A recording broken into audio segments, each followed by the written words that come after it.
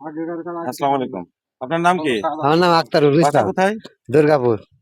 দুর্গাপুরের এই যে আপনারা পেঁয়াজ কি আপনার কি ভাড়া মারছেন নাকি আপনার নিজেদের পেঁয়াজ এটা? আমাদের নিজেদেরই পেঁয়াজ।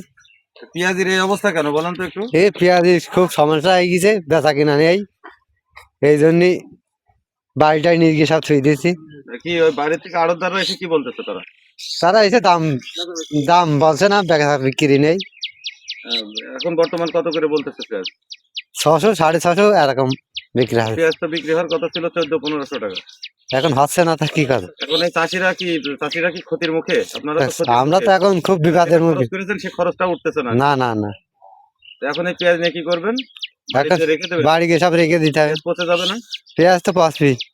আড়তদাররা কি মোটেই আসতেছে না এখানে? না না না, এখন আপনাদের মানে সরকারের কাছে কোনো চাওয়া পাওয়া আছে কিনা? সরকার কাছে এখন কি চাওয়া করবো? যাতে পেঁয়াজটা ভালো দামে বিক্রি হয়, হ্যাঁ, কাস্টমার মানে আড়তদাররা আসে। সেই সেই সব তো দরকারই। তাছাড়া প্রিয় দর্শক মন্ডলী, আমরা এখানে যে পেঁয়াজের আমরা মাঠ পর্যায়ে অবশ্যই চলে আসছি। এই যে আপনারা দেখতে পাচ্ছেন, এই যে মাঠ ভরা সব পেঁয়াজ। এই পেঁয়াজের ভিতরে বর্তমান যদি বৃষ্টি নামে তাহলে চাষিদের একটা কথা যে পেঁয়াজগুলো পচে তারা প্রচুর ক্ষতির মুখে পড়ে যাবে। তা যাই হোক, প্রত্যেকটা পেঁয়াজ চাষিদেরই সরকারের কাছে বিনতি যে আসলে তারা যেন এই পেঁয়াজ যেন চড়া দামে বিক্রি করতে পারে এবং তাদের যে খরচা হয়েছে বা ক্ষতিগ্রস্ত যেন না হয়।